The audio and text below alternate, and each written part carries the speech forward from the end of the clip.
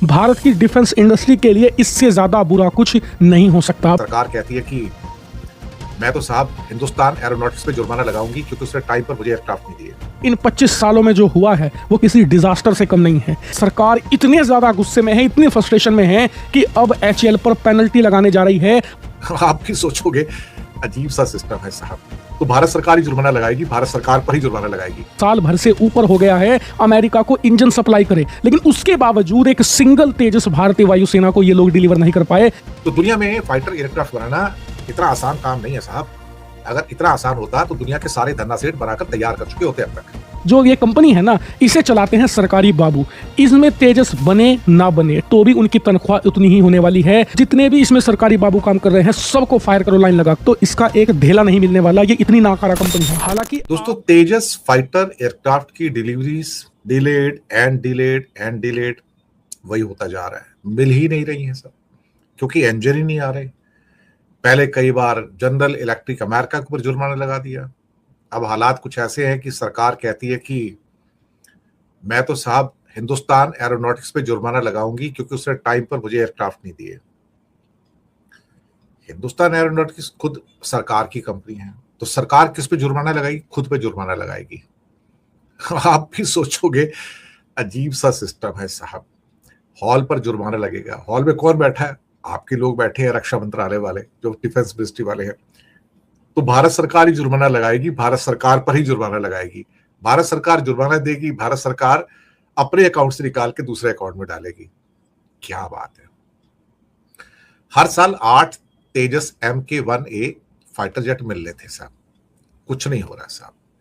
2021 में defence ministry ने Hindustan aeronautics के साथ 45,000 करोड़ की लागत से 83 तेजस फाइटर जेट्स की खरीद का सौदा किया।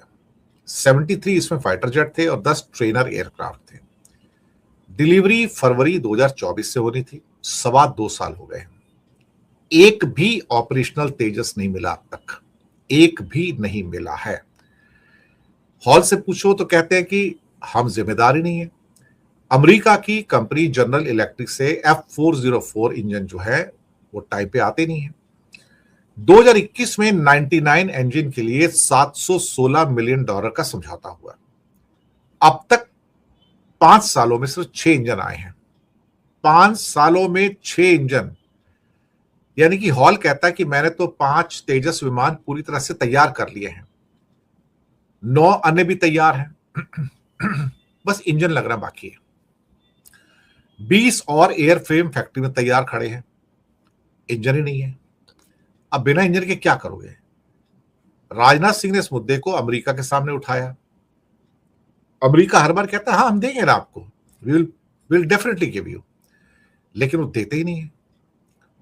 अब हॉल का तर्क यह है कि इंजन सप्लाई में देरी जो है उसके कंट्रोल से बाहर है।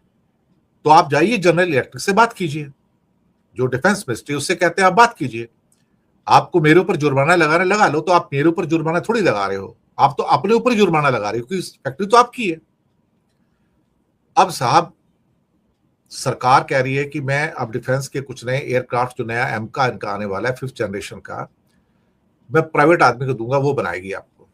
भैया प्राइवेट कहां से बना देगी साहब? प्राइवेट को वो लोग इसमें सामने आ रहे हैं साहब जिन्होंने आज तक कार भी नहीं बनाई है, और कहते हैं हम आपको फाइटर जेट एयरक्राफ्ट बना के देंगे।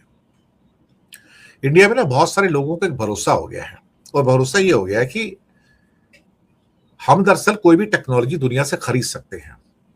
लेकिन मुसीबत यह है कि डिफेंस की टेक्नोलॉजी ओपनली बाजार में बिकती नहीं है।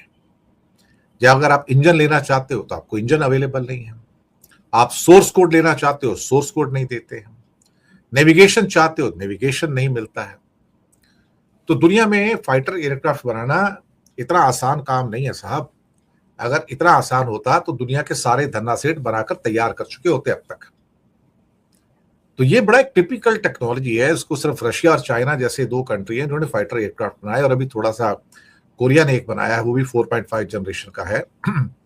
टर्की ने कान बनाया 5th जनरेशन का है। तो बहुत कम देश हैं जो जिनको ये सलाहियत हासिल है कि वो फाइटर एयरक्राफ्ट बना सकते हैं। और हम बनाकर तैयार किया, वो हमारा 4th जनरेशन का एयरक्राफ्ट है, 4.5 ही नहीं कहोगे, लेकिन बिना इंजन के खड़ा है साहब। ऐसे हालात में आप क्या करोगे? दुखी हो या फिर खुश होया जाए ये आपको समझ नहीं आएगा ये खबर देखकर, लेकिन यकीन मानिए भारत की डिफेंस इंडस्ट्री के लिए इससे ज्यादा बुरा कुछ नहीं हो सकता। आप अपने स्क्रीन पर देखिए, खबर ये आई है कि भारत का रक्षा मंत्रालय HAL पर बहुत बड़ी कार्रवाई की तैयारी में है और गुस्से में इतनी है भारत सरकार कि पेनल्टी तक लगा सकती है HAL पर, बहुत भारी पेनल्टी, जिसकी कीमत HAL को बहुत ज्यादा भारी चुकानी पड़ेगी। और भारत सरकार के इस जबरदस्त गुस्से का कारण है तेजस लड़ाकू विमान। जी हां, वही तेजस जिसे HAL ने सन 2000 में बनाकर पूरी तरीके से तैयार कर लिया था। आप हैरान रह जाओगे, तेजस को पहली बार 2001 में उड़ाया गया था। जी हां, पहली उड़ान कंप्लीट हो गई थी, सारे टेस्ट कंप्लीट हो गए थे, बस भारतीय वायुसेना में शामिल इसे करवाना था।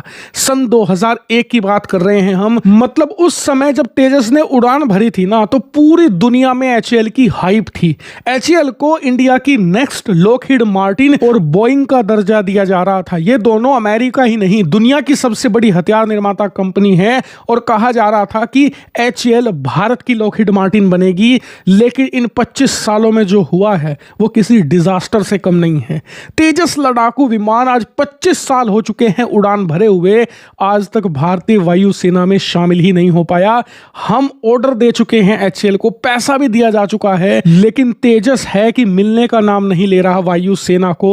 और इसीलिए सरकार इतने ज्यादा गुस्से में है, इतनी फ्रस्ट्रेशन में है कि अब HAL पर पेनल्टी लगाने जा रही है। और ये पेनल्टी बहुत ज्यादा भारी पड़ेगी HAL को, क्योंकि इससे HAL के फाइनेंस जो ऑलरेडी कमजोर है वो और ज्यादा कोलैप्स कर सकते हैं। इस कंपनी को भारी नुकसान उठाना पड़ेगा। और ऐसा करे क्यों ना सरकार, क्योंकि HAL पहले ही इस बात का ड्रामा करता था कि हमें अमेरिका इंजन नहीं दे रहा, इंजन की सप्लाई नहीं की जा रही, वरना लड़ाकू विमान तो खड़े हैं तैयार फैक्ट्री में, बस इंजन लगाकर वायुसेना को देना है। हैरानी की बात तो यह है कि साल भर से ऊपर हो गया है अमेरिका को इंजन सप्लाई करे, लेकिन उसके बावजूद एक सिंगल तेजस भारतीय वायुसेना को ये लोग डिलीवर नहीं कर पाए। और इसी बात को लेकर सरकार गुस्से में है। लेकिन ये भारत के लिए एक बहुत ज्यादा सैड दिन क्यों है? सैड दिन इसलिए क्योंकि सरकार जो कार्रवाई कर रही है ना, इससे कुछ फर्क पड़ने ही नहीं वाला। फर्क इसलिए नहीं पड़ेगा क्योंकि पेनल्टी का असर प्राइवेट कंपनियों पर पड़ता है, सरकारी पर नहीं।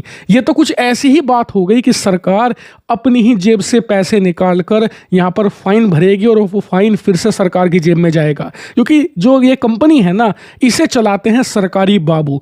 इसमें तेजस बने ना बने, टाइम पर तैयार हो ना हो, डिलीवरी समय पर हो ना हो, उन्हें फर्क नहीं पड़ता, क्योंकि तेजस वक्त पर बनेगा तब भी उन्हें उतनी सैलरी मिलेगी और नहीं बनेगा तो भी उनकी तनख्वाह उतनी ही होने वाली है। परफॉर्मेंस बेस कुछ भी नहीं होता HAL में। और फाइन जो लगा रहे हैं ना, इससे भी सरकारी बाबुओं को ये असर नहीं है, क्योंकि उनकी तो मेन 1 तारीख को सैलरी यहाँ पर अकाउंट में आनी ही है, चाहे फाइन लगे या ना लगे। और जो फाइन लगेगा वो भी सरकार के खजाने से ये लोग भर देंगे। इसीलिए HAL पर कोई असर नहीं पड़ने वाला। असर तभी पड़ेगा, मैं पहले भी कह चुका हूं, आपको बुरी लगेगी बात, लेकिन HAL को जल्द से जल्द प्राइवेटाइज करना होगा। और जितने भी इसमें सरकारी बाबू काम कर रहे हैं सबको फायर करो लाइन लगाकर। हालांकि आप में से कई लोग कहेंगे कि यार तुम तो सरकारी नौकरी खत्म करवाने की बात कर रहे हो, यहाँ पर क्या होगा बिना सरकारी नौकरी के। तो आपको बता दूं, HAL ऑलरेडी बिल्कुल ढलान पर है। एक प्राइवेट कंपनी आएगी जो बहुत तेजी से उभार पर होगी और वो HAL को पूरी तरीके से खत्म कर देगी, बैंकक्रप्ट हो जाएगी HAL। इसीलिए इससे पहले कि ये कंपनी बर्बाद हो, सरकार को इसे बेचकर कुछ पैसे निकाल लेने चाहिए। इससे भारी भरकम पैसा अब भी मिल जाएगा अगर हम इसे प्राइवेटाइज करते हैं, लेकिन अब से 4-5 साल के बाद प्राइवेटाइज करेंगे तो इसका एक धेला नहीं मिलने वाला। ये इतनी नाकारा कंपनी है।